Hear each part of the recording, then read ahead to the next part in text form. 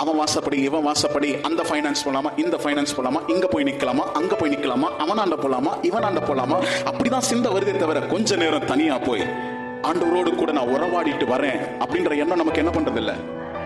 அதனாலதான் பிரச்சனையில இருக்கிறோம் பாருங்க. தேவன் நம்மை நடத்த விரும்புகிறார். கர்த்தருடைய பிள்ளையே, இந்த வார்த்தை உங்களுக்கு நேராக கடந்து வருது. பிரச்சனையின் நேரத்துல ஏன் நம்ம பிரச்சனையிலே இருக்கிறோம்னா, ஆவியானவர் ஆண்டவர் காத்துக்கிட்டு இருக்காரு. என் மகன் இந்த பிரச்சனையில தான் இருக்கிறான், அவள் அந்த பிரச்சனையில இருந்து நான் கரத்தை பிடித்து தூக்கி எடுக்க விரும்புகிறேன். ஆனா அவங்க என்கிட்ட என்ன பண்ணல, இன்னும் வரல.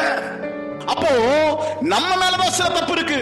பிரச்சனை வரும் பொழுது நாம கர்த்தரிடத்துல வராம வேற ஏதோ காரியங்களை ஓடுறதுனாலதான் இன்னைக்கு அநேக விசுவாசிகளின் குடும்பத்துல பிரச்சனை இன்னும் மாறவே இல்லை.